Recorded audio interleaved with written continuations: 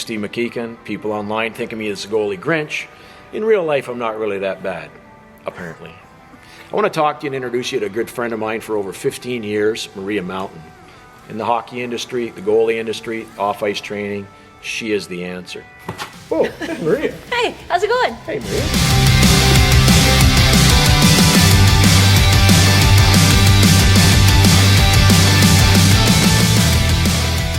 Well known in the industry as the top goalie trainer. Off the ice, there's nobody better, understands all the biology, all the kinesiology that goes into goaltending and training people properly with intelligence. So thanks for taking my questions, Maria. My pleasure, Steve. I got 20 questions for Maria. Some are good, some aren't good. But she's interviewed me before on her channel, so it's my turn to interview her. Lots of times. You are the preeminent goalie trainer on the planet. How did you get focused on this niche? It was cool because I've trained skaters as well, and I still train some skaters, but anytime that I posted content for goalies, there was just such a vacuum there. And what I love about the goaltending position is that the biomechanics and the physiology, it's so interesting, it's so intricate. So it was like, wow, like these guys are actually training in ways that are making them worse, both performance-wise and increasing their risk of injury. So plus, I think I'm a goalie at heart, and I love goalies. I love the personality. So it was easy. So goalies are universally good-looking and very intelligent. Exactly. Yeah. That's what you're saying. Yeah. Are you a better coach than you are a goalie? Yeah. Yeah. But I'm working on it. What are your thoughts on the truly goofy stuff you see for goalie training on Instagram and YouTube? Well. So when I put on my Zen Maria cap, I just tell myself, like, they don't know any better. So they're doing these things, and they're having their athletes do these things because they don't know better. So I need to try to help educate them. When I'm not having Zen moments, little bits of my soul are shriveling and dying. So are you soulless right now? I have Close. a little stuff. All right. What is the singular most important area a young goalie should focus on to prevent recurrent injuries? Not play hockey all the time. Exactly, and it's the same thing for me as a scout. A lot of times we want to see goalies that play many other sports, get to different things, work on different disciplines, don't even play sports, but just don't play hockey year-round and understand it's not going to hurt your career if you don't play hockey year-round. Yeah, and like even if you have to, then skate out. If you play summer hockey, skate out and become a better skater. It's a two-part question. Okay. How did you meet Carey Price, and is he as gorgeous in real life as I think he is?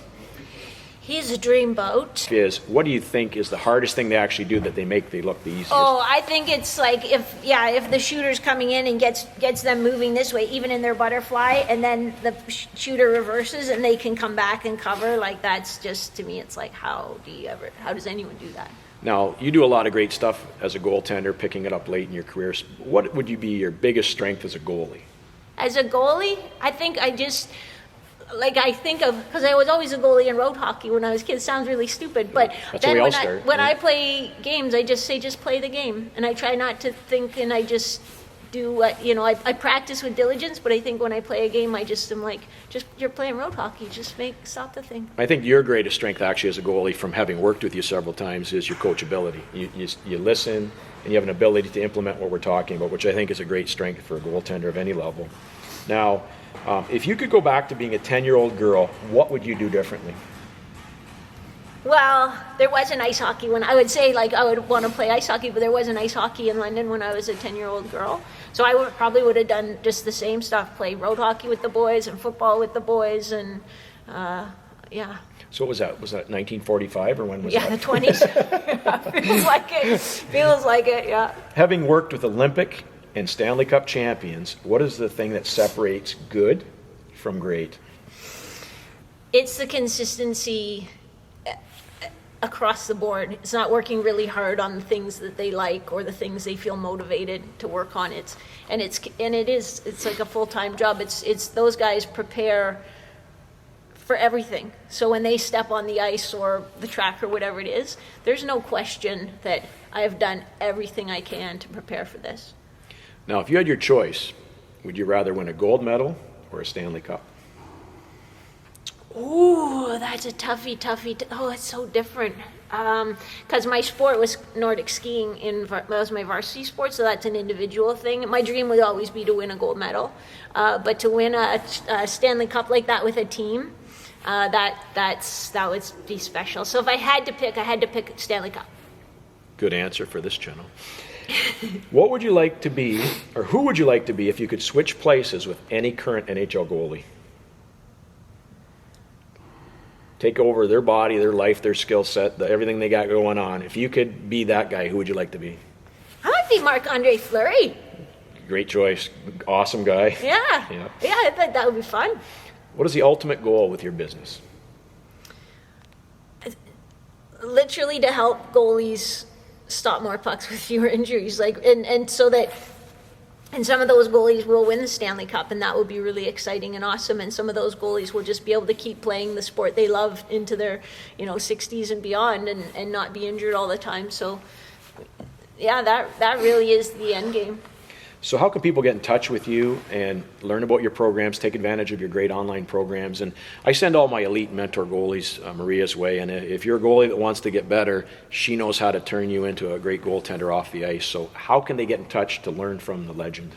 Probably through the website, goalietrainingpro.com, or I'm pretty active on Instagram at goalietraining. All right, and we'll finish with one last question. I really want you to think this through, and it's very crucial that you get this right. Is it further to Vancouver than by bus? What? Stupid question, stupid answer. Maria, thanks for taking time out of your busy schedule to put up with my ridiculous questions, and we'll see you soon. It's always a pleasure to be ridiculous.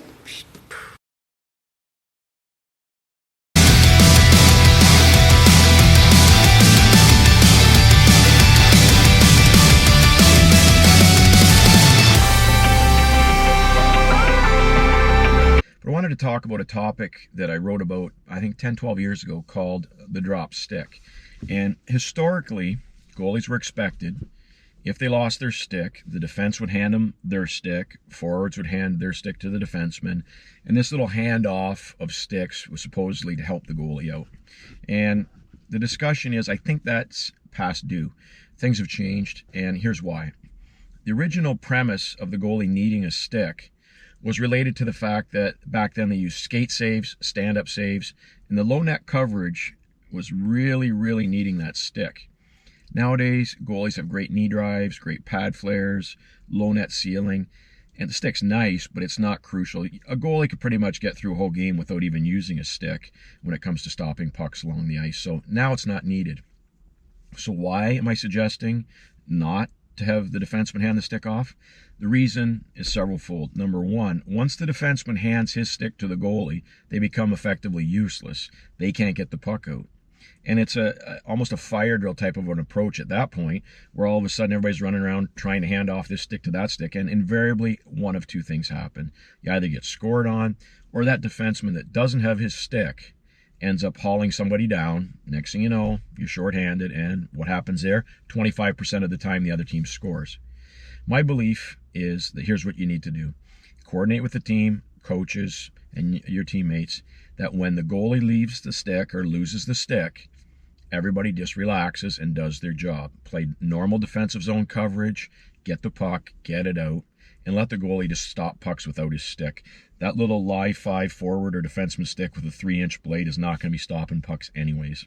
So at the end of the day, be a critical thinker. Just because we always did it that way doesn't mean it's right.